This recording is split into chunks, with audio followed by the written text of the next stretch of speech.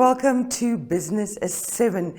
In this episode, we're going to take a look at the rural economy in Namibia and the importance of the transformation of this sector in the country. Please stay tuned as we will also bring you interesting bits of news across the continent of Africa. Connection. It's in the human touch, the feeling of belonging. It inspires us and empowers us, creates clarity from complexity. It starts new conversations, unlocks the power of advice, and makes an impact on your life. At Alex Forbes, we pioneer insight to provide you with advice that connects your decisions of today to your impact tomorrow.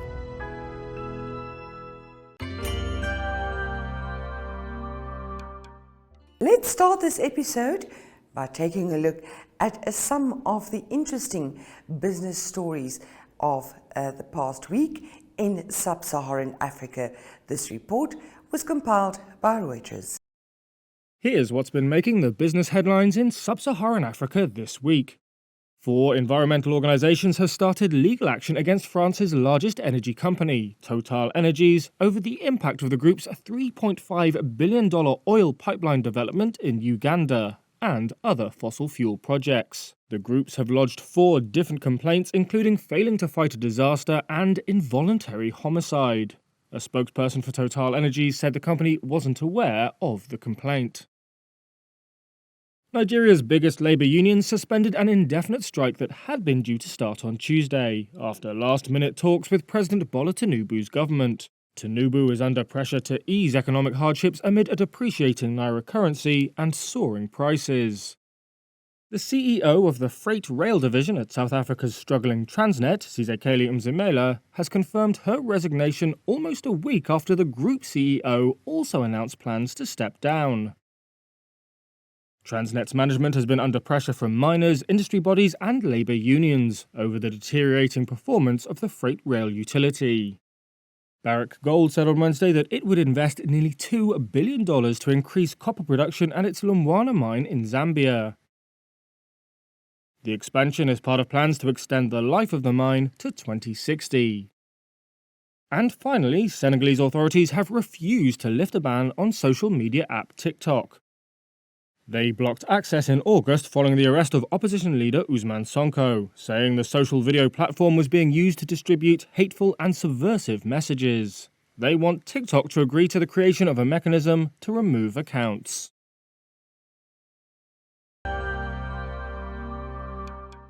In the business highlights, there was a piece on Total Energies. Now the oil giant is also in trouble elsewhere in the region, particularly in Mozambique. Reuters has this story. Survivors of an insurgent attack in Mozambique and relatives of the victims have filed a complaint against Total Energies.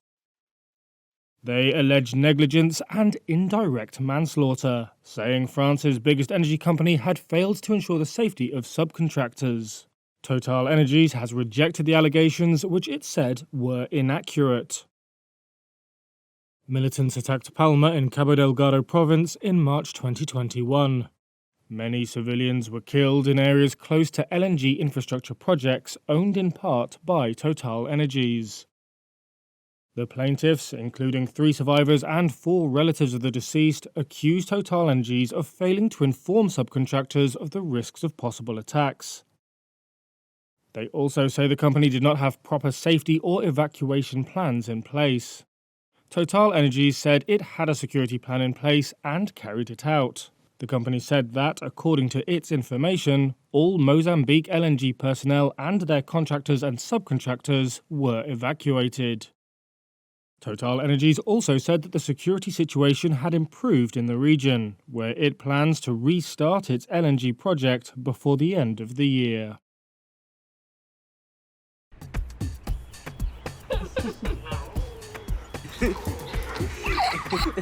Let me show you something.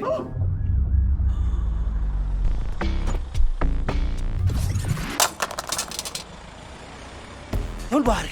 Next time, I check nice. Thanks, but it's okay. F&B Insurance checks nicer. At FNB Insurance, we provide cover for all your valuables, from your phone to your laptop to your car. FNB Insurance. You value it, we cover it. T's and C's apply.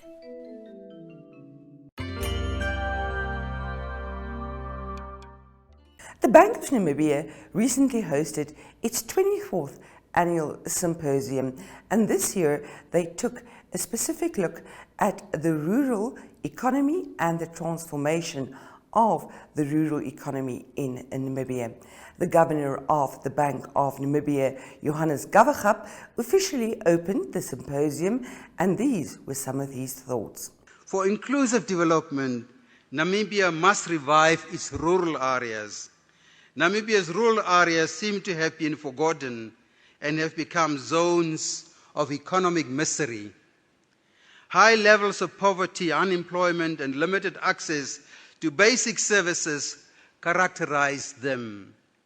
This is also coupled with the phenomenon of essential service providers, including financial institutions, shying away from these areas, which exacerbates inequality and financial exclusion, amongst others.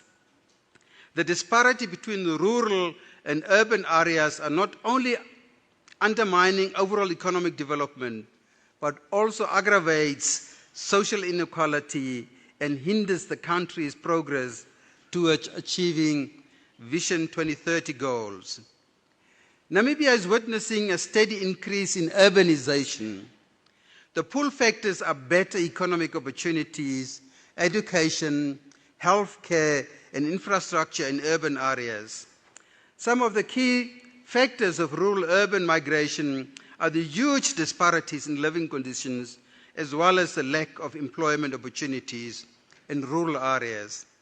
The Labour Force Survey of 2018, and that's the latest available one, shows that unemployment in rural Namibia remains higher than in urban areas, particularly among the youth. Youth unemployment in rural areas was estimated 49.1% in 2018, compared to 44% in urban areas. This has led to an accelerated rate of urbanization in the country. According to a World Bank report, by 2050, 72% of Namibians are expected to live in urban areas, putting pressure on existing space and infrastructure, increasing land prices, and reducing land access, especially for the poor.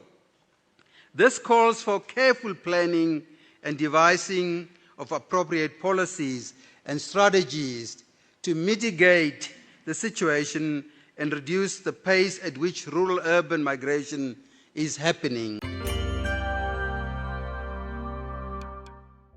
We're staying with the Bonds Annual Symposium and Governor Johannes Gavagap, who particularly also referred to the importance of agriculture in the rural economy.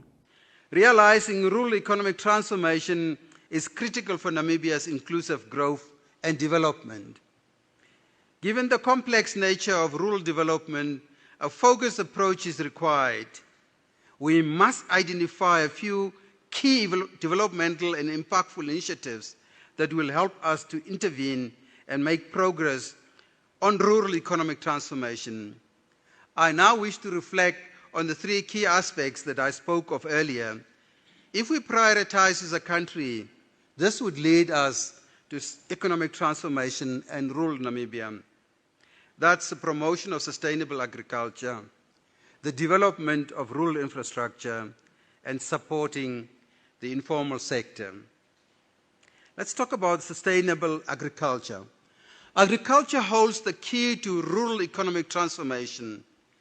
It is already playing a vital role in the rural economy, providing employment opportunities and providing food security. To revive and transform the rural economy, we must make agriculture a business where entrepreneurs are grown and nurtured, indeed a wealth-creating sector. To be clear, Agriculture is not a developmental sector. Agriculture is business. Agriculture should shift from subsistence farming to increase productivity and diversification. Diversification involves developments in technology, the provision of better infrastructure, and well-functioning agricultural markets to support more diversified production. It's about how do we increase the income of the agricultural sector, of people in rural Namibia. How do we get the income increase? Agricultural diversification has been a policy objective of most developing countries during the structural change process.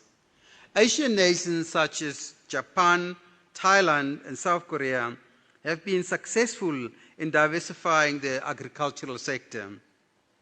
Rainfall patterns in Namibia have become more unpredictable and inconsistent with the traditional farming seasons, as exacerbated by climate change. The country has been experiencing persistent drought conditions for over 7 years. The Namibian government declared national emergencies in 1992-1993, 1995-1996, 2012-2013, 2013-2014, 2015-2016, 2018 and 2019 due to extreme drought events. And by the end of 2019, which was the worst drought recorded in 90 years, agriculture production was at its lowest. Increased livestock deaths were reported, and many families had their essential livelihood affected. The rural population is the most affected by droughts, as they highly depend on crops and livestock production on communal land. The Namibia Drought Assessment Report of 2022 estimated that about 750,000 Namibians are food insecure. In fact, studies highlight that the SADC region is highly vulnerable to climate change due to its geographical location, social and economic characteristics, and dependence on natural resources. This is extremely worrisome, and if we do not put measures in place to remedy the situation, we might have a national crisis on our hands. For this reason, climate resilient practices in the agricultural sector should be prioritized now more than ever. Other challenges facing rural farmers are access to markets, inadequate infrastructure, and availability and inadequate use of technology and financial resources. There is thus a need to focus and invest in rural infrastructure, including irrigation systems, storage facilities, and transportation networks.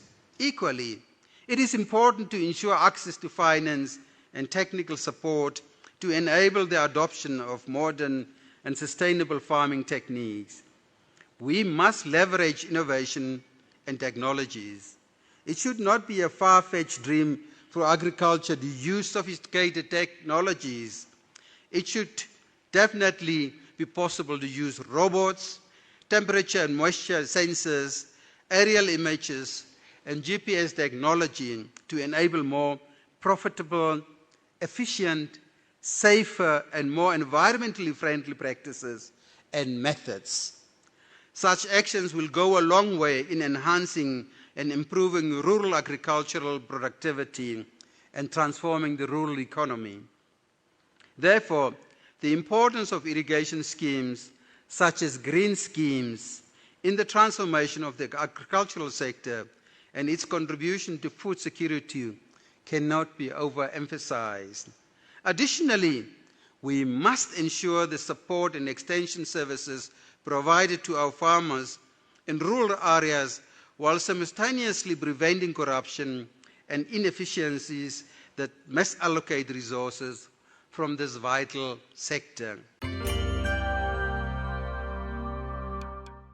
Also in the spotlight at the Bond's recent annual symposium was the importance of the informal economy or the informal sector in Namibia. Please take a look. Lastly, I would like to talk about the informal sector, as this is key to rural development. The informal economy plays a critical role as the largest employer in the country, especially in rural areas. The latest available data from the National Labour Survey of 2018 shows that the proportion of informal to total employment in the country stood at 55.8%. In addition, in 2020, about 3.5% of businesses were estimated to have closed as a result of COVID-19 pandemic, which led to job losses for many, especially for those dependent on the informal economy for their livelihood.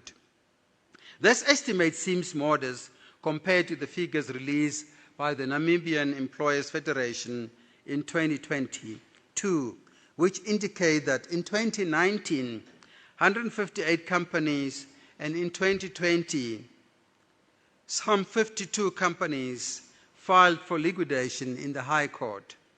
This rapidly escalated to 815 registered companies and closed corporations who voluntarily deregistered between January 2020 and February 2021.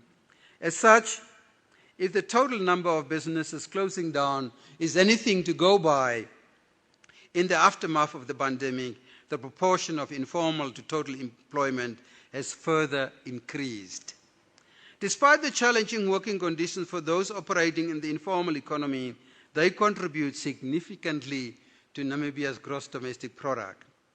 According to the 2016 report by the Namibia Statistics Agency, the informal sector accounts for around 16.2% of the country's gross domestic product. It is imperative, therefore, to reduce decent work deficits in the informal economy and facilitate pathways to formality. Doing so will ensure that the informal economy contributes to and benefits from inclusive economic development in order to reduce poverty and address social inequalities.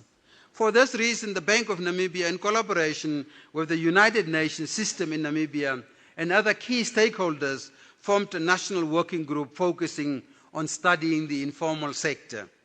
The main objectives of the diagnostic of the informal economy in Namibia are to gain better understanding of the informal economy and identify pathways to addressing the associated challenges, while also highlighting opportunities for intervention.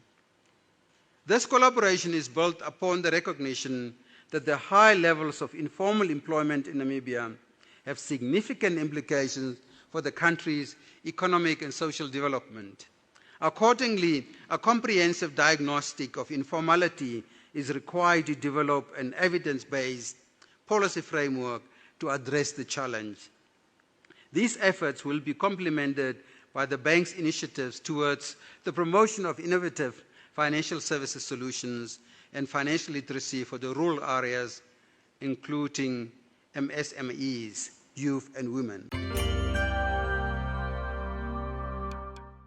Protesters took to the streets in Ghana in the past week to demand the resignation of the governor of the central bank of the country.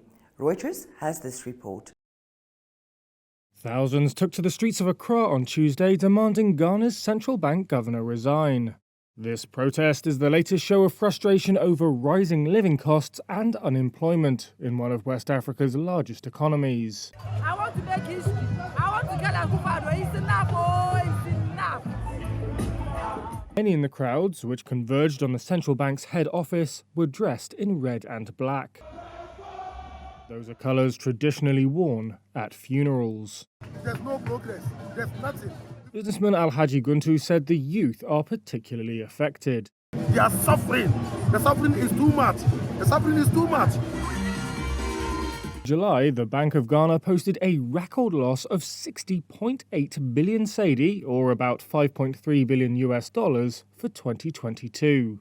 That was mostly due to debt restructuring, which is a condition of a $3 billion International Monetary Fund loan program. Last month, Central Bank Governor Ernest Addison said policies under the IMF deal were yielding results, and that improved economic indicators would soon lead to higher incomes and purchasing power. However, a stable exchange rate, lower inflation, and more robust growth have not yet helped those struggling to make ends meet. Every day, you make choices that make you legendary. Journey together with us on the path to securing your legacy as a member of the League of Legends. With the Select Platinum Bundle Fee Premium Bank offering, you will access tools that will enable you to thrive. If you earn 850,000 Namibian dollars per annum or more, you can apply for this offering today via bankvinted.com.na for only 447 Namibian dollars per month. Bank Vinted, a member of Capricorn Group. That's what we have for you in Business 7 this week. Hope you enjoyed the program. We're playing out with a very special video by Reuters, and that is about the late Desmond Tutu's very modest car that went on a show during the past week. And according to the report, the modesty of this car is also symbolic of the man that Tutu was. Until next time, keep well. It's a car that came to symbolize the values of South Africa's Archbishop Desmond Tutu.